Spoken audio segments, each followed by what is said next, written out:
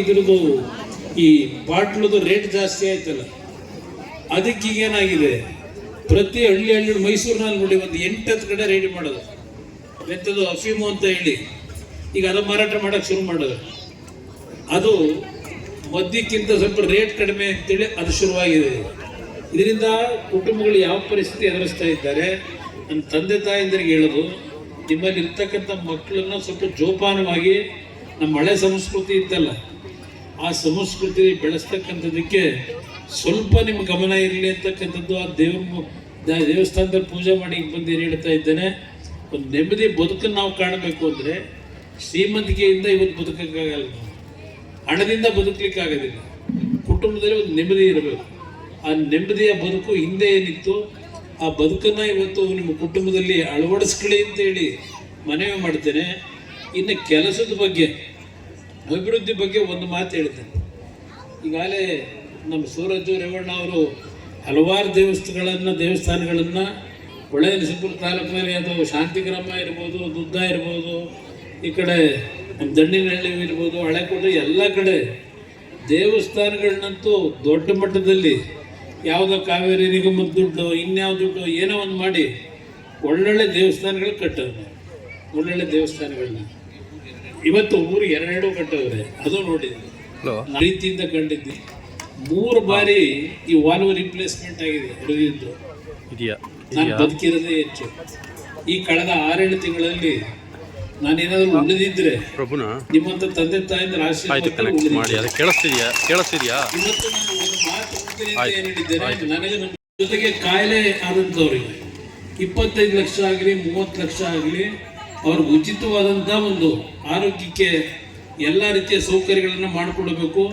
ಪ್ರತಿ ಪಂಚಾಯಿತಿ ಮಟ್ಟದಲ್ಲಿ ಒಂದು ಸುಸಜ್ಜಿತವಾದಂಥ 30 ಬೆಡ್ಡಿನ ಆಸ್ಪತ್ರೆಗಳನ್ನು ಕಟ್ಟಬೇಕು. ಇದು ನಮ್ಮ ಕಾರ್ಯಕ್ರಮ. ನೀವು 2,000 ರೂಪಾಯಿ ಕೊಡ್ತಾರೆ ಅಂತ ಹೇಳಿ ಯಾರು ಕೊಡೋದು? ಆ 2,000 ರೂಪಾಯಿ ಸಹ ಅವ್ರೇನು ಉತ್ತಮವಂತ ಆಡಳಿತ ನಡೆಸಿ ಕೊಡ್ತಾ ಇರೋದಲ್ಲ. ಈ ರೇವಣ್ಣವ್ರು ಹೇಳ್ತಾ ಇದ್ರಲ್ಲ, ಮದ್ಯದ ಬಾಟ್ಲುಗಳು ಇವತ್ತು ಯಾವ ಮಟ್ಟಕ್ಕೆ ರೇಟ್ ಏನಾಗಿದೆ. ಆಮೇಲೆ ನೀವು ಒಂದು ರಿಜಿಸ್ಟ್ರೇಷನ್ ಮಾಡ್ಸಕ್ಕೆ ಹೋದರೆ ರಿಜಿಸ್ಟ್ರೇಷನ್ ಕಾಸ್ಟ್ ಎಷ್ಟು ಮಾಡಿದ್ದಾರೆ. ನಿಮ್ಮ ಮೇಲೆ 1ಕ್ಕೆ 4 ಪಟ್ಟು ತೆರಿಗೆ ಹಾಕಿ ನಿಮ್ಮಿಂದ ದುಡ್ಡು ಕಿತ್ಕೊತಾರೆ. ಅದರಲ್ಲಿ ನಿಮ್ಗೆ 2,000 ಕೊಡ್ತಿದ್ದಾರೆ. ಹೋಗಲಿ, ಆ 2,000 ಏನು ಕೊಡ್ತಾ ಇದ್ದಾರೆ?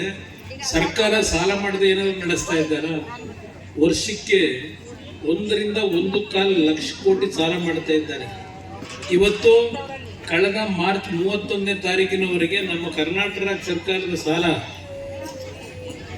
8,16,000 ಕೋಟಿ, 8,24,000 ಕೋಟಿ ಅಂತ ಬಾಲಣ್ಣ ಹೇಳ್ತಿದ್ದಾರೆ.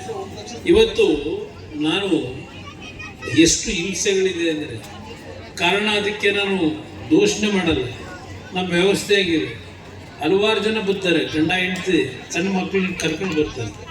ಹಣ ಸಾಲ ಮಾಡಿಬಿಟ್ಟಿದ್ದೀವಿ, 35 ಲಕ್ಷ ಸಾಲ, 40 ಲಕ್ಷ ಸಾಲ ಇದೆ, ಸಾಲ ತೀರಿಸ್ಬೇಕು, ಏನಾದ್ರು ಸಹಾಯ ಮಾಡೋದು. ಆ ದುಡ್ಡನ್ನ ನಾನು ಪ್ರತಿನಿತ್ಯ ಎಲ್ಲಿ ತಂದುಕೊಟ್ಟು ಇವ್ರು ಸಾಲ ತೀರಿಸ್ತೀವಿ? ಯಾತಿಗೆ ಸಾಲ ಮಾಡಿರ್ತಾರೆ? ಓಲಿ ಒಂದು ಮನೆ ಕಟ್ಕೊಂಡು ಮನೆ ಕಟ್ಟಕ್ಕೆ ಸಾಲ ಮಾಡಿದರೆ ಏನೋ ಒಳ್ಳೆ ಕೆಲಸ ಮಾಡಿದ್ರೆ ಆ ಕುಟುಂಬದ ಬದುಕಿಗೆ ಅನ್ಬೋದು. ಇವತ್ತಿನ ದಿನ ಹಲವಾರು ಹಳ್ಳಿಗಳಲ್ಲಿ ನಮ್ಮ ಯುವಕರು ಈ ಕ್ರಿಕೆಟ್ ಬೆಟ್ಟಿಂಗ್ ತಂದೆ, ಅಲ್ಲಿಂದ ಬೇರೆ ಬೇರೆ ರೀತಿಯಲ್ಲಿ ಫೋನ್ಗಳಲ್ಲಿ ಹಲವಾರು ರೀತಿಯ ಗೇಮ್ಗಳು ಬಂದವೆ. ಈಗ ಅದಕ್ಕೋಸ್ಕರವಾಗಿ ಇವತ್ತು ಸಾಲ ಮಾಡಿಕೊಂಡು ಆತ್ಮಹತ್ಯೆಗಳು ಮಗದೊಂದು ಇದು ನಡೀತಾ ಇದೆ. ಇದು ಕೈ ಜೋಡಿಸಿ ಮನವಿ ಮಾಡ್ತೇನೆ. ಅಂತ ಒಂದು ನಮ್ಮ ಯುವಕರಿಗೆ ವಿಶೇಷವಾಗಿ ಅದ್ರಲ್ಲಿ ದುಡ್ಡು ಸಂಪಾದನೆ ಮಾಡೋಕ್ಕಾಗಲ್ಲ. ದುಡ್ಡು ಸಂಪಾದನೆ ಮಾಡೋದು ನಾವು ಕಷ್ಟಪಟ್ಟು ಏನು ಸಂಪಾದನೆ ಮಾಡ್ತೀವಿ ಅದೇ ಉಳಿಯೋದು ನಮಗೆ.